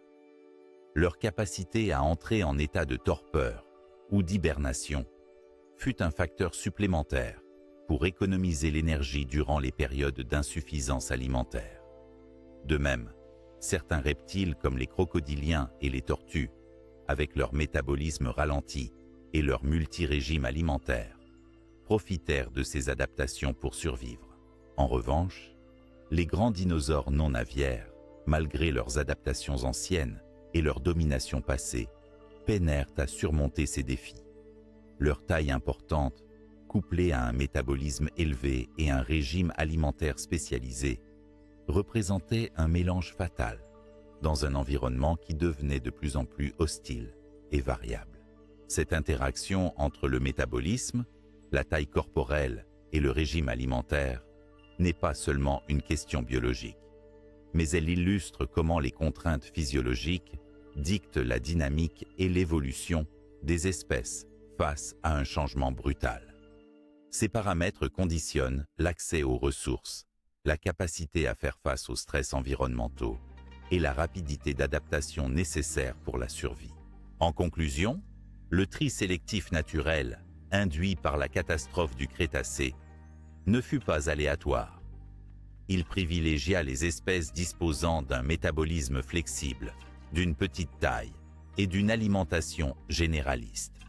Des caractéristiques qui permirent à ces groupes d'affronter l'enchaînement de crises alimentaires et climatiques, préparant ainsi la voie à la biodiversité moderne. Ce mécanisme physiologique d'adaptation fut une pierre angulaire du renouvellement biologique qui suivit, ouvrant la porte à la domination future des mammifères et des oiseaux. Dans la suite de cette exploration, nous verrons comment ce processus aboutit à l'effondrement total des populations des grands dinosaures non aviaires, marquant la fin d'une ère géologique et biologique exceptionnelle. L'effondrement total des populations de grands dinosaures non aviaires constitue l'un des événements majeurs qui marqua la transition définitive entre le Crétacé et le Paléocène. Ces animaux, qui avaient dominé les écosystèmes terrestres pendant des millions d'années, se retrouvèrent brutalement confrontés à un cataclysme qui, en quelques milliers, voire quelques centaines d'années, allait sceller leur disparition presque complète. À l'origine de ce déclin inexorable, plusieurs facteurs interdépendants. La perturbation climatique majeure, résultant de l'impact de Chicxulub et des effets secondaires comme l'obscurcissement du ciel, les incendies dévastateurs, les pluies acides et les tsunamis, conduisit à la destruction massive des habitats et à la rareté sévère des ressources alimentaires. Les grandes espèces, aux besoins énergétiques importants, en raison notamment de leur métabolisme relativement élevé et de leur taille corporelle imposante, ne purent s'adapter à cette boulimie écologique devenue impossible à satisfaire. Leur dépendance à une végétation abondante et stable fut aussi un désavantage fatidique. La disparition ou la réduction drastique des zones boisées et des plantes à fleurs, conséquence directe de la chute de la lumière solaire et des sols acidifiés, entraîna la chute rapide des populations d'herbivores, qui représentaient la base de leur alimentation. Sans proie ou plantes suffisantes, les grands carnivores qui en dépendaient, tels que les célèbres tyrannosaures, virent leur population fondre tout autant. Ce processus fut donc une cascade d'extinction due à l'effondrement progressif des chaînes alimentaires, illustrant la fragilité des écosystèmes complexes où chaque maillon est interdépendant. Les grands dinosaures herbivores, incapables de se nourrir, puis les grands carnivores privés de proie, disparaissaient à un rythme accéléré. Des études paléontologiques montrent que dès les premières décennies à siècles après l'impact, les fossiles de grands dinosaures deviennent extrêmement rares, voire absents, dans les strates correspondantes. Cela indique que leur extinction ne fut pas instantanée, mais rapide et irréversible. Les rares vestiges retrouvés évoquent des populations résiduelles isolées qui peinaient à survivre face aux conditions environnementales dégradées et à la concurrence croissante d'autres groupes, notamment les mammifères et oiseaux en expansion. La disparition totale des grands dinosaures non aviaires eut des conséquences profondes sur la biodiversité et la structure des écosystèmes, libérant des niches écologiques jusqu'alors occupées et permettant à d'autres groupes de vertébrés de se diversifier et prospérer. Ce chapitre d'effondrement total clôture l'ère dominée par ces géants du Mésozoïque et ouvre la porte à la montée en puissance des mammifères et des oiseaux, que nous explorerons dans les sections suivantes, en étudiant notamment l'adaptation, la diversification et l'expansion de ces groupes dans un monde totalement transformé. Au lendemain de la catastrophe de Chicxulub, alors que la plupart des grands dinosaures non aviaires s'éteignaient rapidement, les ancêtres des oiseaux modernes, issus de petits dinosaures théropodes, démontraient une résistance remarquable. Contrairement à leurs cousins plus imposants, ces premiers oiseaux réussirent à traverser la période de crise, ouvrant la voie à une diversification spectaculaire dans les écosystèmes post-crétacés. La survie des oiseaux durant cette période critique s'explique par plusieurs facteurs clés. Leur petite taille corporelle facilitait leur capacité à exploiter des niches écologiques variées et à se réfugier dans des habitats abrités, notamment les zones humides, les forêts denses, ainsi que les milieux aquatiques ou semi-aquatiques. Leur capacité de vol leur offrait une mobilité exceptionnelle pour s'éloigner des zones les plus durement touchées, rechercher de la nourriture dispersée et coloniser rapidement de nouveaux territoires. Les adaptations physiologiques des oiseaux, notamment leur métabolisme élevé mais flexible, leur système respiratoire efficace et leur plumage isolant, leur permirent de faire face aux fluctuations brutales de température et aux conditions environnementales hostiles résultant de l'impact. En parallèle, leur régime alimentaire varié, allant des insectes aux graines, fruits et petits vertébrés, leur assurait une résilience accrue face à la rareté ou la dispersion des ressources alimentaires. Les premiers oiseaux représentaient déjà une diversité morphologique et écologique non négligeable à la fin du Crétacé. Certains groupes plus primitifs continuaient à présenter des caractéristiques proches de leurs ancêtres dinosaures, tandis que d'autres, plus spécialisés, avaient développé des traits proches des oiseaux modernes. Cette hétérogénéité permit à différentes espèces de s'adapter aux nouvelles conditions, assurant la survie et la multiplication de lignées distinctes dans un environnement profondément bouleversé. Au cours du Paléocène, cette résilience s'est traduite par une diversification rapide des oiseaux. La disparition des grands dinosaures chassa les contraintes écologiques qui limitaient auparavant leur expansion, libérant des niches écologiques qui leur permirent de coloniser une étonnante variété d'habitats terrestres et aquatiques. C'est ainsi que l'on observe, dans les archives fossiles, une explosion de formes adaptatives, incluant des oiseaux terrestres, arboricoles, nageurs, et même certains capables de modes de vie semi-aquatiques. Par ailleurs, certains groupes aviens développèrent des adaptations comportementales et morphologiques facilitant la recherche de nourriture dans un milieu en pleine reconstruction. Ces stratégies incluaient la diversification des régimes alimentaires, l'adoption de modes de reproduction efficaces et une capacité accrue à voler sur de longues distances, favorisant la dispersion et l'exploration de nouveaux territoires. La persistance et la diversification des oiseaux après la grande extinction permirent non seulement la conservation d'une part importante du patrimoine des dinosaures théropodes, mais elles contribuèrent également à redéfinir la structure des écosystèmes post-crétacés. Les oiseaux devinrent rapidement des acteurs majeurs dans la pollinisation, la dispersion des graines, la régulation des populations d'insectes et plus globalement dans le maintien des équilibres écologiques. Cette phase d'expansion et d'adaptation des oiseaux constitue une transition essentielle vers la composition moderne des faunes terrestres, indiquant une continuité évolutive significative malgré la fracture brutale du Crétacé paléogène. Elle illustre aussi la force remarquable de la vie à se réinventer après une crise globale.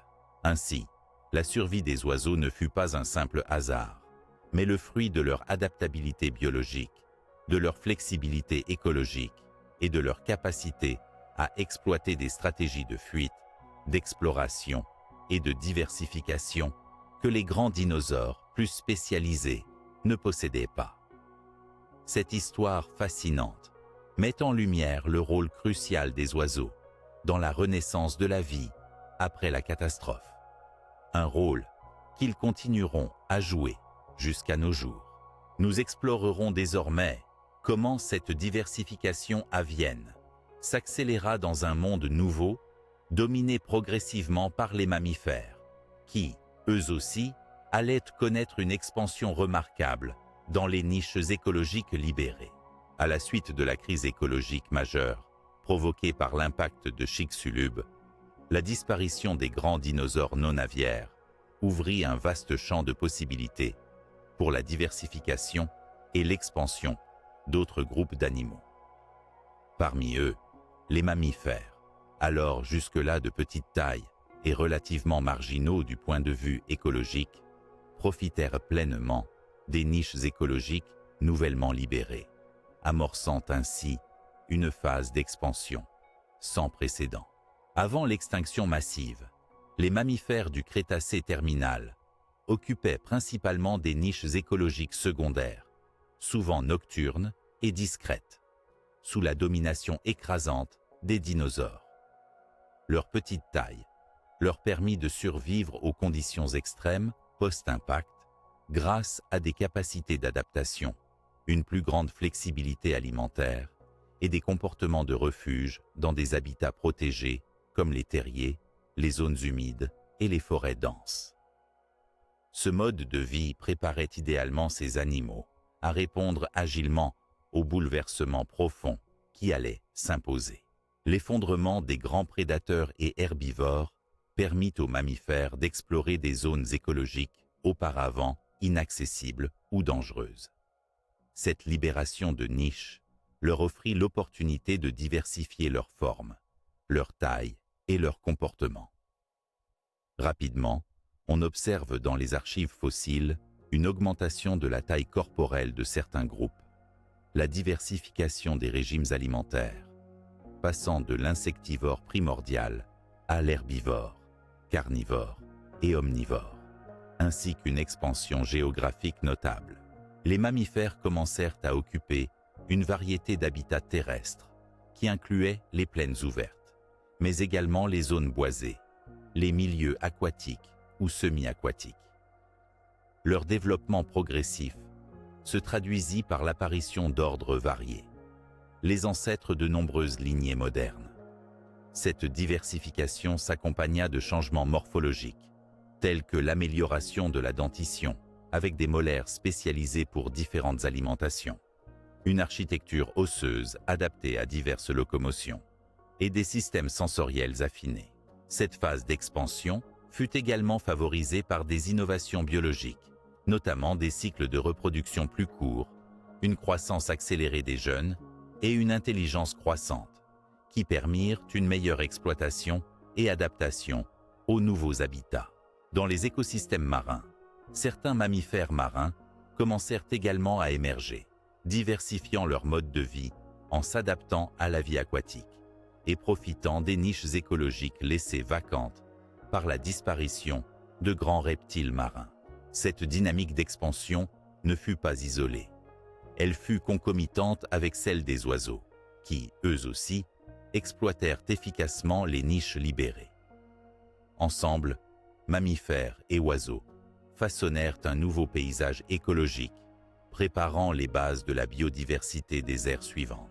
Ainsi, la période post-impact représente un moment clé durant lequel les mammifères passèrent d'acteurs secondaires à dominants dans de nombreux écosystèmes, tirant parti de conditions inédites pour ouvrir un nouveau chapitre dans l'histoire de la vie terrestre.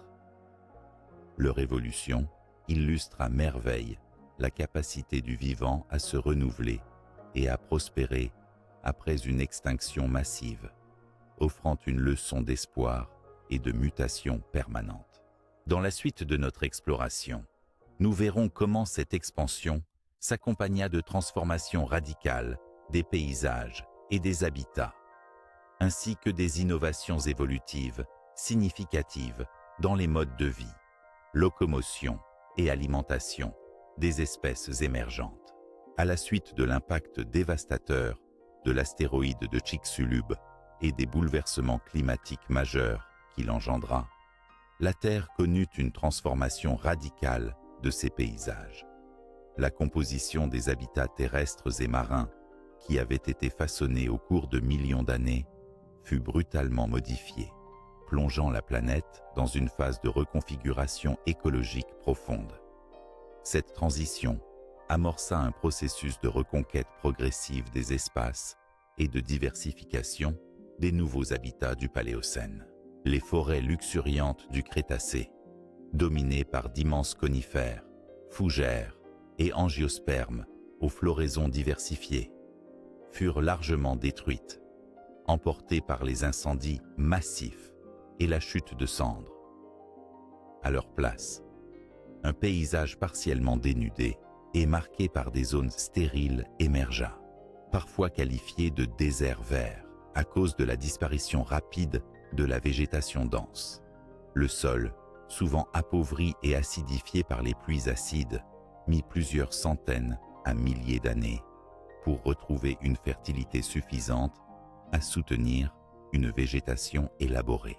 Cependant, les zones humides, les rivières, les lacs et les marécages résistèrent mieux aux effets du cataclysme, devenant des refuges biologiques cruciaux.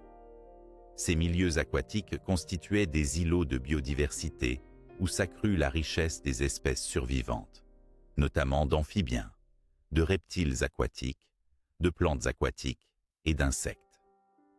Ces habitats servirent également de corridors pour la dispersion rapide des espèces vers d'autres régions, encourageant la recolonisation progressive des terres émergées.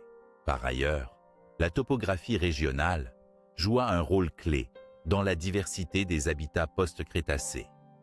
Des vallées encaissées, des secteurs montagneux et les dépressions karstiques développèrent des microclimats dont les températures et l'humidité étaient modérées, offrant des niches favorables à la croissance végétale et à la protection d'espèces vulnérables.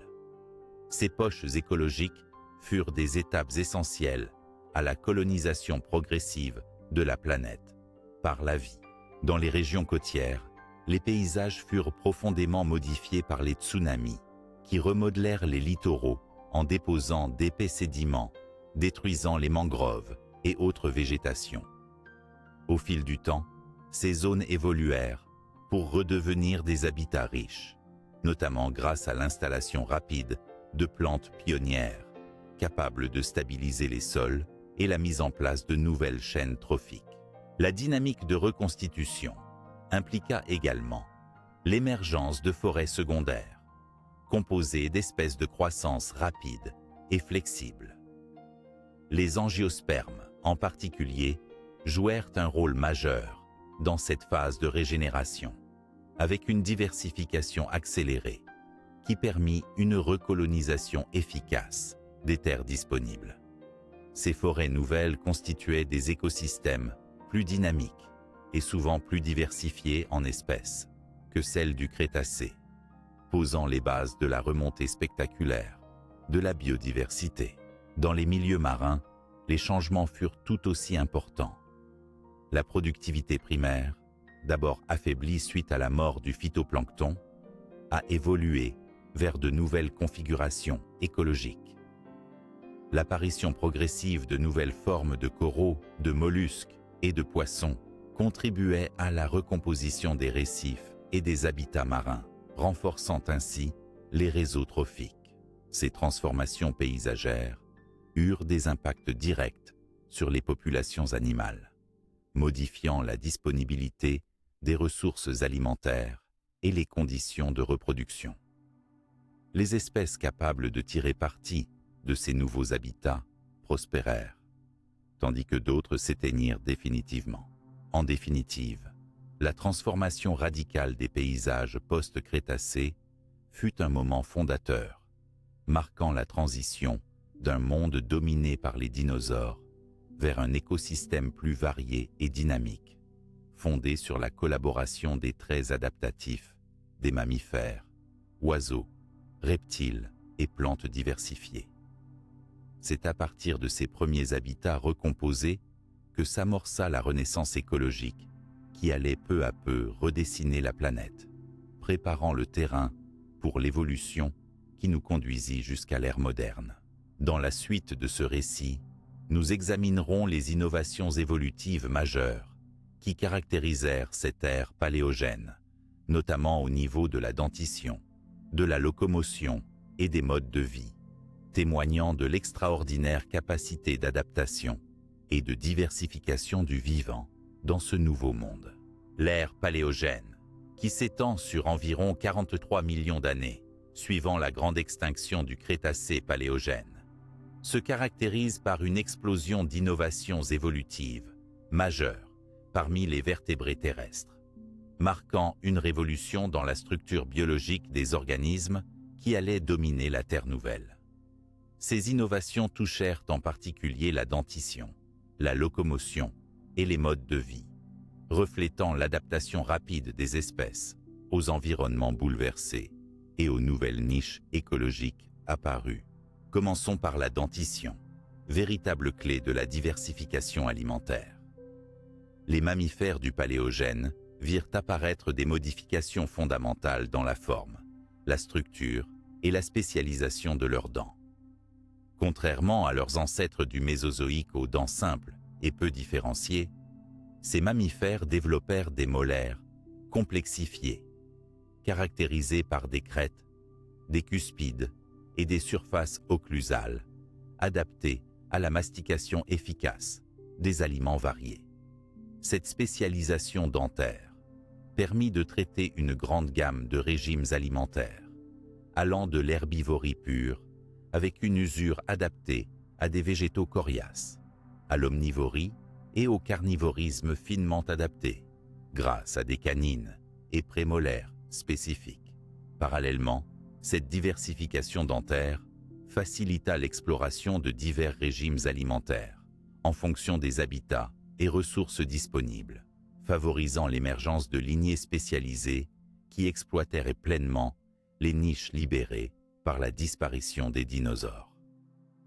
Chez certaines familles, comme les primates naissants, on remarque une réduction progressive du nombre de dents avec une meilleure différenciation, reflet d'une complexification des comportements alimentaires.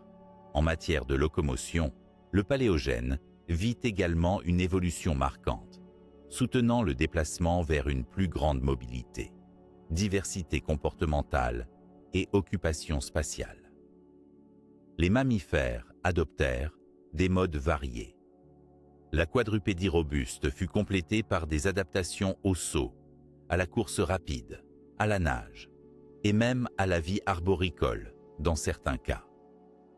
L'évolution du squelette, notamment des membres et des articulations, permit une meilleure endurance et efficacité dans les déplacements, ce qui était crucial pour exploiter des territoires plus vastes et diversifiés.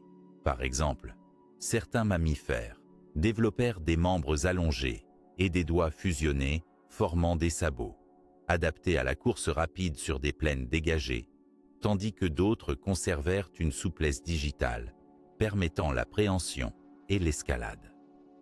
Ces innovations soutinrent la diversification écologique et la colonisation de nouveaux milieux. Les oiseaux aussi intensifièrent leur capacité de locomotion, avec des adaptations musculaires et squelettiques favorisant le vol prolongé, la manœuvrabilité et l'exploitation de niches aériennes complexes. Cette diversification des modes de locomotion fut un facteur clé dans leur succès évolutionnaire durant le Paléogène. Concernant les modes de vie, l'ère paléogène se caractérisa par une multiplication des comportements adaptatifs. La vie sociale devenait plus complexe. Chez les mammifères, on observe les premières traces de comportements groupés, pouvant supporter la protection contre les prédateurs et l'efficacité dans la recherche de nourriture. Les cycles vitaux s'adaptèrent également, avec une gestation plus longue, une protection accrue des jeunes et une évolution des stratégies reproductives favorisant la survie dans des environnements fragiles. L'exploitation de nouvelles niches écologiques fut spectaculaire. Certains mammifères passèrent à un régime herbivore strict, d'autres devinrent carnivores spécialisés, frugivores, insectivores ou omnivores. Une grande variété de niches fut rapidement colonisée sur Terre, dans l'eau douce, en milieu semi-aquatique, et même dans certains cas en milieu marin. De surcroît, ces innovations combinées permirent une accélération de l'évolution adaptive, renforcée par une compétition accrue et une sélection naturelle intense au sein de ces écosystèmes, en pleine recomposition. Ce processus dynamique contribua à poser les bases de la biodiversité moderne. Ainsi, l'ère paléogène est bien plus qu'une période de récupération après une extinction massive.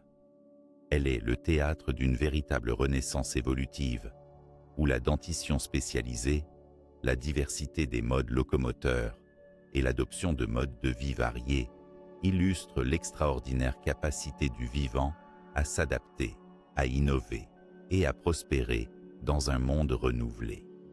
Ces adaptations seront déterminantes pour les succès évolutifs futurs des mammifères, des oiseaux et de nombreux autres groupes, façonnant la diversité biologique que nous connaissons aujourd'hui. Dans la prochaine étape de notre voyage, nous aborderons les derniers vestiges fossiles des dinosaures dans les premières strates paléogènes, témoignant d'une extinction lente mais irrémédiable, et des liens entre les anciens et les nouveaux dominants de la biosphère.